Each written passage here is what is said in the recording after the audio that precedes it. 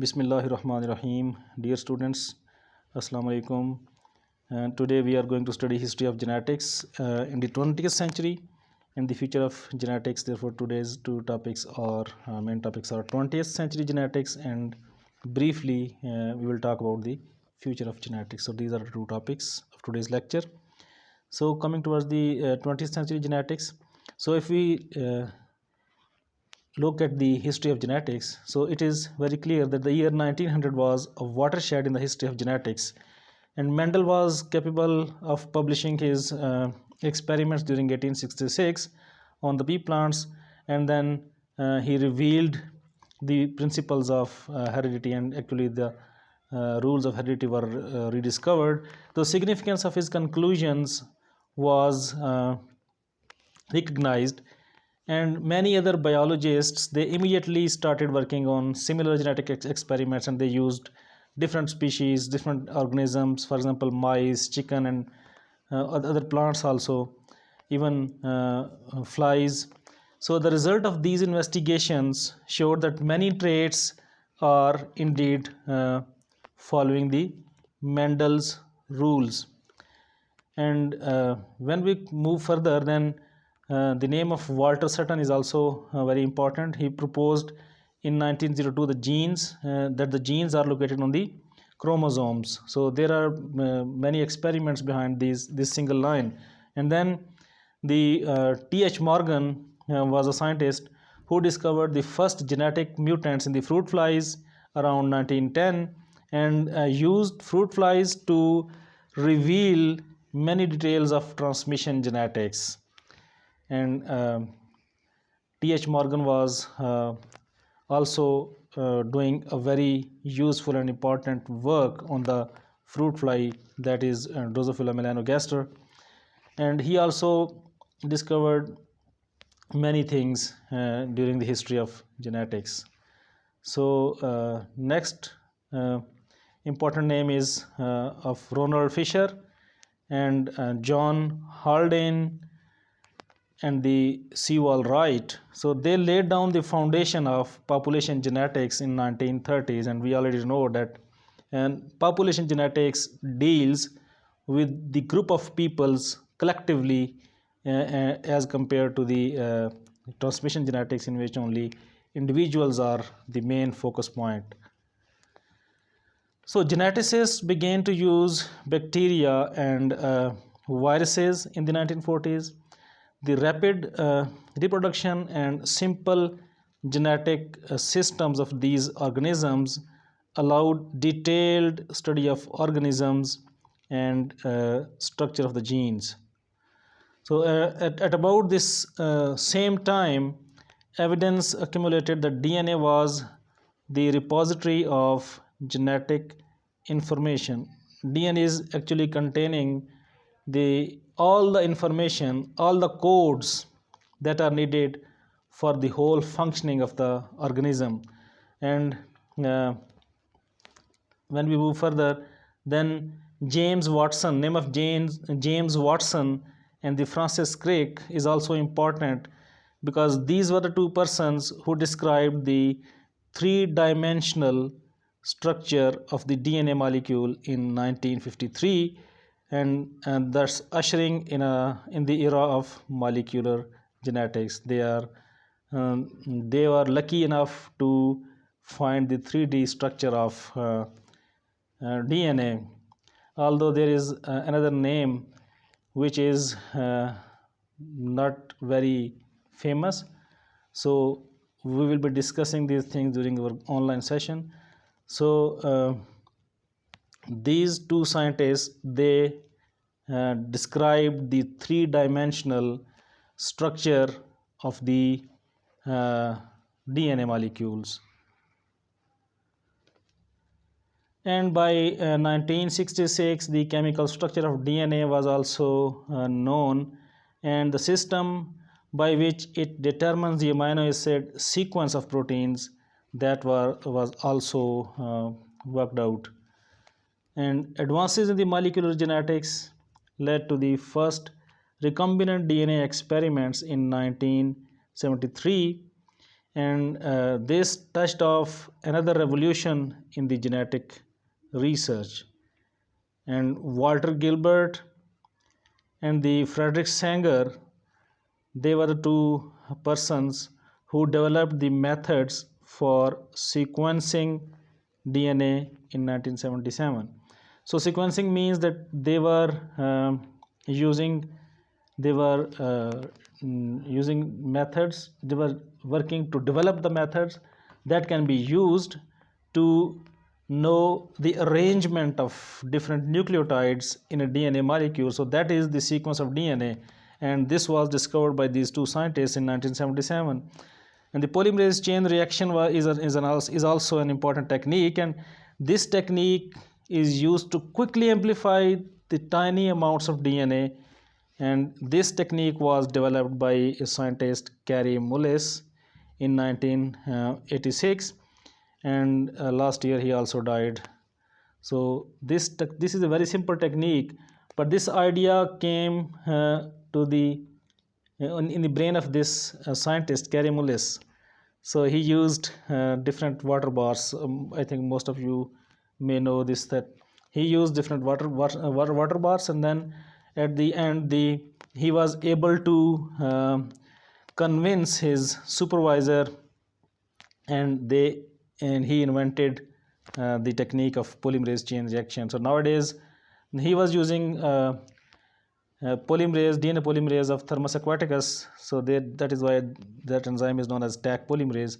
But nowadays genetically engineered Taq polymerases are used, and there are many types of polymerases, DNA polymerases, and some has very good quality of amplifying the even difficult sequences. So in the 1990, the gene therapy was used for the first time to treat the human genetic disease in the United States, and the Human Genome Project was also launched. So they started to sequence the whole human genome, and that project was started. So in 1995, the first complete DNA sequence of a free living organism, the bacterium Haemophilus influenzae, was determined, and the first complete sequence of a eukaryotic organism, that is yeast, was also reported a year later after this. So at the beginning of the 21st century, the human genome sequence was also determined, and ushering in a new era of genetics. So it almost took around 20 years, 15 to 20 years to complete the sequencing of a human being. But nowadays, because of the advancement in the sequencing technology, this whole genome sequence can be found even in few hours. So if you look at this figure, during the gene therapy, what is being done, that patient who is having the disease, cells from that patient are removed, and then these cells are used to have the correct copy of the gene by using different viruses that are inactivated, and they cannot cause a disease, but they carry the copy of the correct gene. And then these viruses are implanted in the patient, and the correct copy, because they are containing the correct copy, therefore when they are cultured and transplanted or implanted into the patient, then they can correct the function of the gene that was faulty in that patient. So this is the common way of treating the genetic diseases, but it is not possible in all the cases. So this is done according to the procedure. When they look that some tissue is easily accessible, then this type of therapy can be done, because it needs injection of the this vector that is containing the original or correct copy of the DNA. So that is injected at the place, and then when the cells multiply and the protein, the defective protein, is replaced by the normally functioning protein, then the patients have some benefits. Otherwise, this is not possible. So in most of the diseases, gene therapy is not yet possible, but in few cases, in some diseases, we will be looking at the examples in our coming lectures. So genetic engineering can be applied to treat the human diseases, and for many genes trials are being done, and in some cases there are benefits, but in some cases there are still not promising benefits. So if we look at the structure of amino acid, by 1900 chemical structure of all the 20 amino acids was known. And in the structure of amino acid, if you look, that there is an amino group and at one end, and a carboxyl group on the other side. But on one side there is an R chain or side chain. This side chain is different in all the amino acids. So these two parts are same, amino group and carboxyl group, and even this hydrogen. All these three are present in all the amino acids, but the side chains are different. So there are 20 amino acids, and the structure of amino acids was discovered by 1900.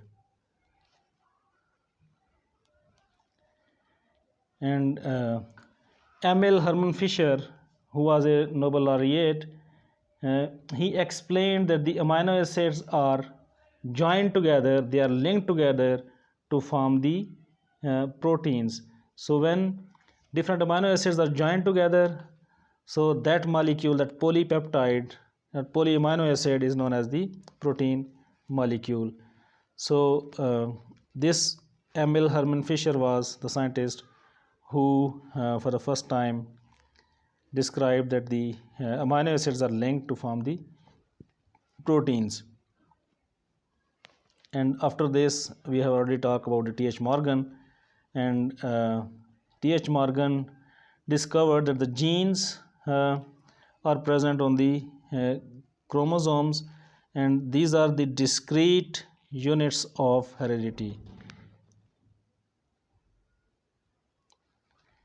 Then RNA was discovered by Phoebus Aron Theodor Levin in 1911. So we are not going into the detail, because when we will be going through our next lecture, so some brief parts of history will also be coming in almost all the lectures. So I am just going through a brief history. So George Beadle and Edward Tatum in 1941 described that the genes make the proteins.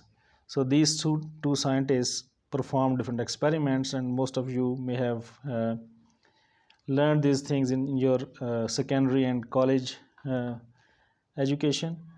So these two were the first persons who described that the genes make the proteins. Genes contain the code that is used to make the proteins. So in 1950, Edwin Chargaff found that the cytosine complements guanine, whereas adenine complements the thymine. It means that guanine always pairs with cytosine, and there are 3 hydrogen bonds among these two molecules in the DNA molecule, and these are the non-covalent bonds. So non-covalent interactions, and adenine always pairs with the thymine molecule, and there are 2 hydrogen bonds between these two nucleotides in the DNA molecule.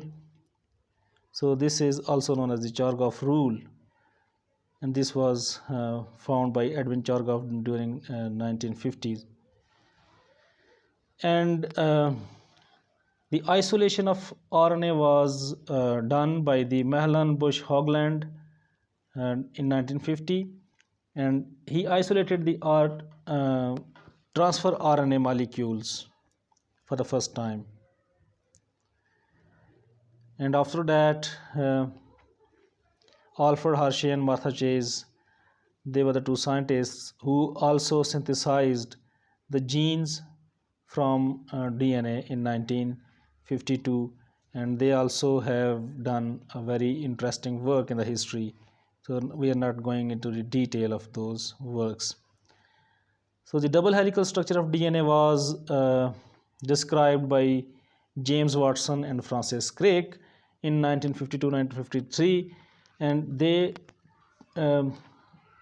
deduced the double helical structure of the DNA. And X-ray diffraction pattern of by using the X-ray diffraction pattern of DNA, the Rosalind Franklin was the person who also worked on the structure of RNA, and his supervisor or his boss was Morris Wilkins, and when he showed the X-ray diffraction patterns of DNA determined by the Rosalind Franklin to the James Watson and Francis Crick, and they were very fast enough to deduce the things from that X-ray diffraction patterns. So the crosswise pattern of X-ray reflection indicates that DNA is helical, and this was done by Rosalind Franklin, but he was not so fortunate, and he died at at very early age, I think in her 30s. So this lady is also known as forgotten heroine, because he has also worked much in the finding of the helical structure of the DNA molecules using X-ray diffraction patterns of DNA. So then in 1956, George Emil Palade showed that the site of enzyme synthesis in the cytoplasm is made on RNA organelles, and those organelles are known as the ribosomes. So he did some experiments, and he showed that enzymes are synthesized on the ribosomes. And nowadays we know that after transcription, RNA molecules are transported to the cytosol, and in the cytosol there are ribosomes, and those ribosomes are the places of protein synthesis, where messenger RNA is present, and those codes present in the messenger RNA are decoded by different transfer RNAs that are carrying different amino acids, and in this way a peptide bond is formed and a whole polypeptide is produced. And after the synthesis, when the stop codon is arrived, then those protein molecules or those peptides are transported to the endoplasmic reticulum, where they are processed further, and then they are secreted, or they are sent back to the cytosol for their functioning.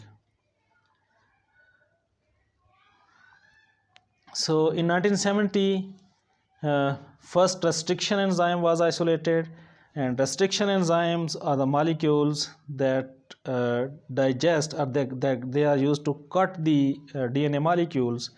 And Howard Tamin and David Baltimore, they independently isolated the first restriction enzyme, and DNA can be cut by restriction enzymes, and they are known as the endonucleases. And these enzymes are used in the cloning in the cloning of different molecules, and in the recombinant DNA technology also. For example, if you look at this figure, that this is a complete molecule of DNA. But when a restriction enzyme is applied, then that if that enzyme has recognition and cutting sites in the molecule, this molecule, then that restriction enzyme will digest that molecule into smaller pieces, and then if you will run this digested DNA on the agarose gel, then you can find fragments of different sizes like this in the when you put the gel under the UV light, so you can see the glowing DNA bands of different sizes. So this is done by restriction enzymes, and restriction enzyme discovery was also very remarkable, and nowadays we are also using these restriction enzymes for performing different types of techniques that are used to find the genotypes of the different individuals. So this is a representative figure of restriction fragment length polymorphism. So first of all, a PCR reaction is done, and when that amplified DNA fragment is digested by a specific enzyme that is having cutting site in those fragments, then if the fragments are digested, then they will be divided into two molecules, and when there is no site, then they will remain undigested. For example, if we look at this figure, so just remember that in the first lane a sample is run that was digested, but digestion did not take place because there is no site in the fragment that is present in the first lane. But if we look at the second and third lane samples, so there are two different bands. So this means that there was a cutting site of enzyme in these two molecules, and therefore we are getting cut molecules, and there are two bands. But in the case of this fourth sample that is run in the fourth lane, there are three different bands. So this is indicating that the first fragment is undigested. This was not digested like this molecule, and these two are the products of digestion. So this is indicating that this individual is heterozygous. This fourth individual is heterozygous because in one allele there is no cutting site, therefore one undigested band is present, whereas in the second allele there was a cutting site for the restriction enzyme, therefore there are two different bands. And in the case of first sample, this is homozygous and both alleles are having no cutting site, whereas sample number 2 and sample number 3 are heterozygous because they are not heterozygous, they are homozygous for the cutting site. So cutting site in the case of second and third sample, cutting site is present in both alleles, therefore all the DNA has been digested by the enzyme. But in the case of fourth sample, it is heterozygous because one intact fragment is also present, whereas two cut fragments are also present. Therefore this is in the case of this uncut fragment there is no site, but in the case of these two fragments the site was present, therefore enzyme was capable of digesting these things. So we can also discuss this during the question answer session. You can ask me, and I hope I have explained enough. So even if you have any question, you can ask during the question answer session. So in 1977, splicing mechanism was explained, and Philip Sharp and Richard Robert, these were the two individuals who demonstrated the mechanism of splicing. So the pre-mRNA is processed. Pre-mRNA is the mRNA that is the product of transcription. When RNA polymerase is making RNA molecule from the DNA molecule. So when this pre-mRNA is produced, it is processed and introns are excised, introns are removed and the exons are joined together to produce a mature mRNA. So Philip Sharp and Richard Robert, they explained the mechanism of splicing.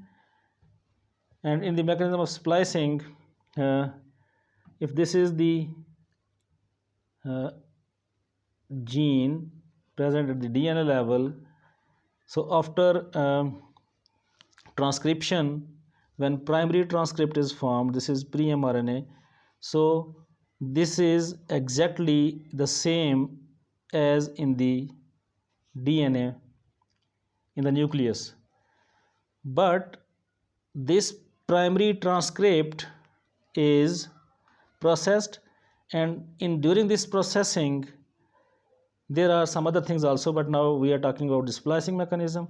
So the introns are removed by the spliceosomal machinery, and in the mature transcript these three exons are joined, and then this mature transcript is sent to the cytosol, where that will be translated into a protein.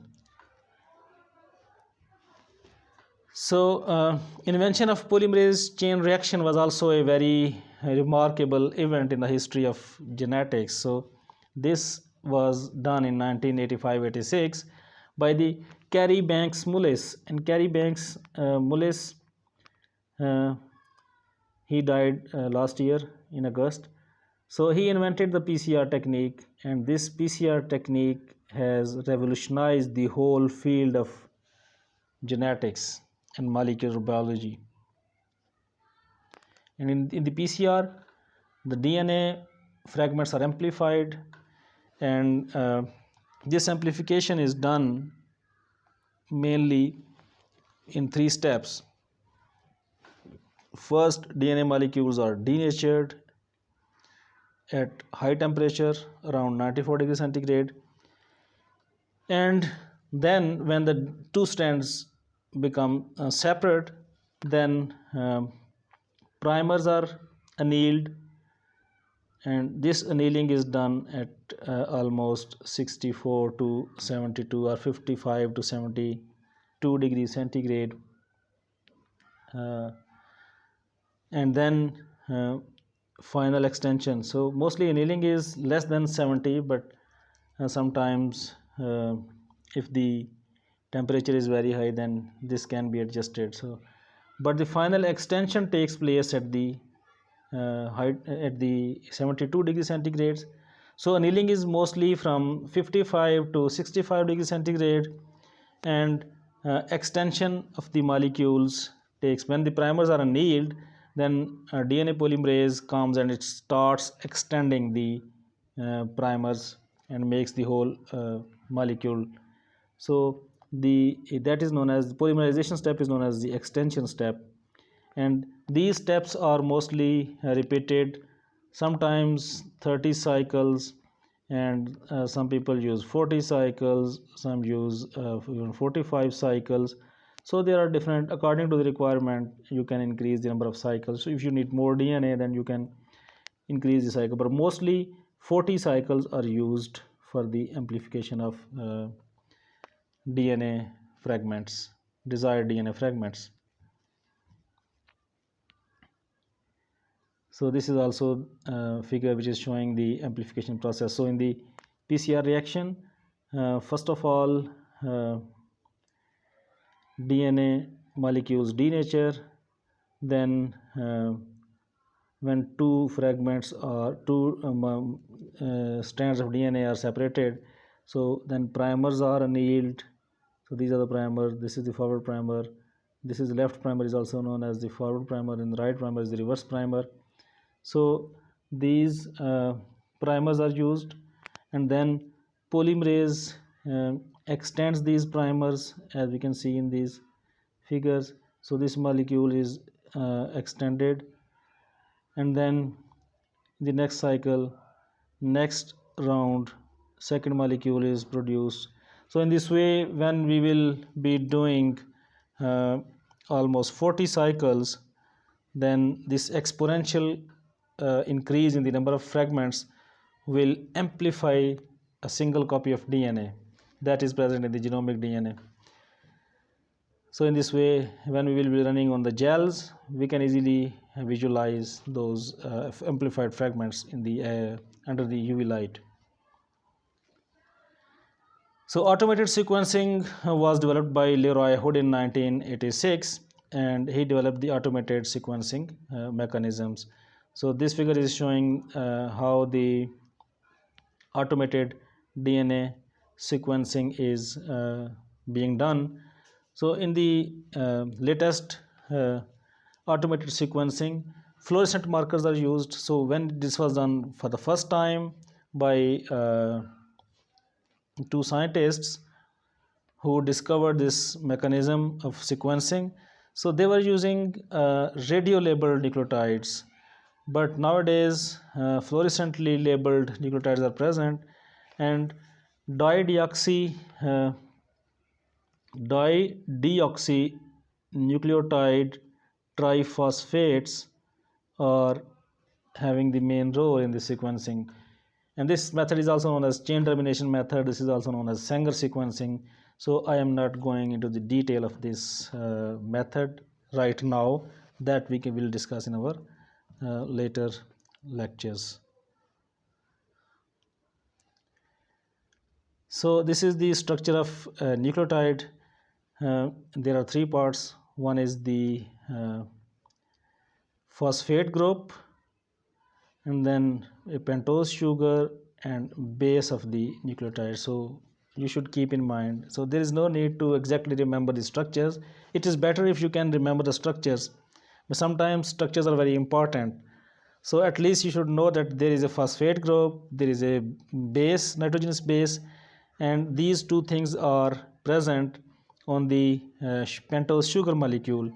So if at the 2' only hydrogen is present, then it is deoxy, and if at this position OH group is present, then it is oxy, and this will be in the RNA molecule. So if this is not OH, this is only hydrogen, then this is a deoxy molecule, and these deoxy molecules are part of the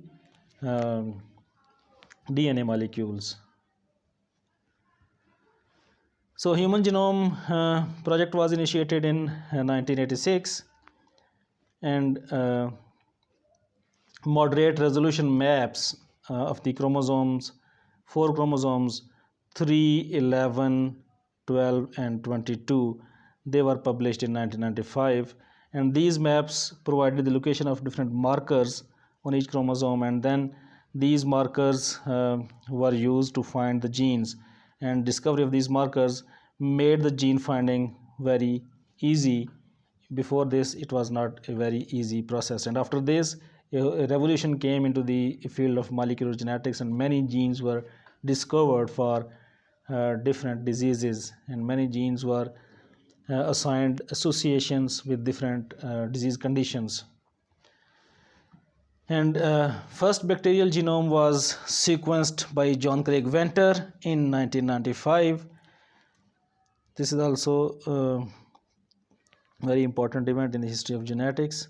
So if you look at the automated fluorescent sequencing setup, so there are automated robotic machines that are used to sequence the DNA molecules. So nowadays even more sophisticated machines are present, and in the next generation sequencing we are capable of performing sequencing at a very fast speed. So yeast genome was completed in 1996, and this draft of yeast genome was having almost 12 MB of chemical subunits, and they were present in the nucleus of the yeast nucleus. So This draft also showed that there are almost 6,000 genes arranged on 16 chromosomes. So for the first time they were capable of saying that there are 6,000 genes and they are present on 16 chromosomes of the yeast, and a whole consortium was doing this work. So human chromosome 2022 was sequenced around 1999 at the end of the previous century.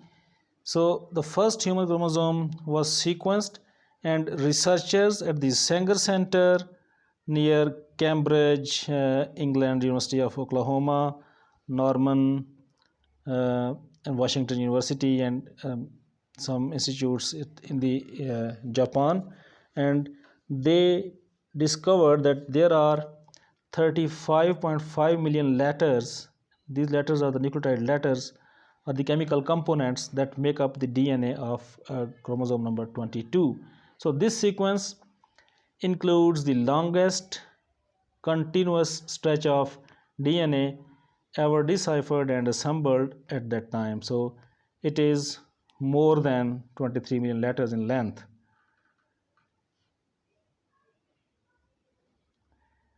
So human genome sequencing first draft was published around 2001. So International Human Genome Sequencing Consortium published the first draft of the sequence of the human genome, and the draft sequence covered more than 90% of the human genomes. And one surprise is that the estimated number of genes was less than expected, and they were 30 to 35,000 genes. So finally, genome sequence produced in 2003 has further lowered the number of estimated number of genes, and that was 20 to 25,000. So the number of genes is decreasing when the human genome sequence was more and more complete. So the consortium included hundreds of researchers working at 20 different locations in China, France, Germany, Great Britain, Japan, and the United States, and draft sequence contains some gaps that remain to be unfilled. So there are some sequences that are very difficult to sequence, and in the initial draft there were many gaps, so because they were unable to sequence those fragments, so that are known as the gaps. And when with the passage of time the technology is improving, so these gaps are being filled, and they are also updating the draft of the human genome. And the human genome sequencing was completed in 2003, and mouse genome is also sequenced. And similarly, the rat genome, after 1 year, rat genome was also complete. So nowadays we have next generation sequencing technologies, and a large number of genomes are being sequenced at a very short pace in even few hours. And those I will just tell you the names of those technologies, and in future lectures, if we had some opportunity, then we will be discussing these things also. So there are solid sequencing, pyrosequencing, that is Roche 454, and sequencing by synthesis, and this is the company is Illumina. So these are the these three methods are used to sequence the DNA molecules at a very fast speed. So these are the next generation sequencing technologies, but Sanger sequencing is thought to be the gold standard, because this is mostly used when we get some variants by these three technologies. We mostly try to confirm those variants using the Sanger sequencing, and because this Sanger sequencing is the gold standard to confirm the variants that are identified through the next generation sequencing technologies. So the future of genetics. So the information content of genetics now doubles every few years, and the genome sequences of many organisms are added to DNA databases every year, and new details about gene structure and function are continually expanding our knowledge of heredity. And all of this information provides us with a better understanding of numerous biological processes and the evolutionary relationships. The flood of new genetic information requires the continuous development of sophisticated computer programs to store, retrieve, compare, and analyze genetic data, and has given rise to the field of bioinformatics. So, bioinformatics is also a very important recent field, and by merging these two, molecular biology and the computer science, we made the bioinformatics. And this field is very important because nowadays a huge amount of data is being generated by sequencing and many other techniques. So if we do not have very sophisticated techniques of bioinformatics, then it is very difficult to handle that gigabytes of data. So in future, the focus of DNA sequencing efforts will shift from genomes of different species to individual differences within species. So it is reasonable to assume that each person may some day possess a copy of his or her own his or her entire genome sequence. So new genetic microchips that simultaneously analyze thousands of RNA molecules will produce information about the activity of thousands of genes in a given cell, so allowing a detailed picture of how cells respond to external signals, external environment stresses, and different disease states. So the use of genetics in agriculture, chemical, and healthcare fields will continue to expand, and some predict that biotechnology will be the 21st century. That biotechnology will be the 21st century what the electronics industry was to the 20th century. So 20th century was the century of electronics, but the 21st century is the century of biotechnology. So the field of biotechnology is expanding at a very fast pace during the 21st century. So this ever-widening scope of genetics will raise significant ethical, social, and economic issues. So this brief overview of history of genetics is not intended to be the comprehensive, so we have not gone into the details of everything. So rather we have just given a brief introduction. So in the coming chapters we will learn more things about different experiments and scientists who were helping to shape the disciplines of genetics. So I think this is up till now this is enough for the history of genetics, and we have talked about briefly the history of genetics. So if there is some thing left that is very important, we will be discussing when we will be discussing the details of different experiments. So thank you for now, and if you have any question you can discuss during the online question answer session. Allah Hafiz.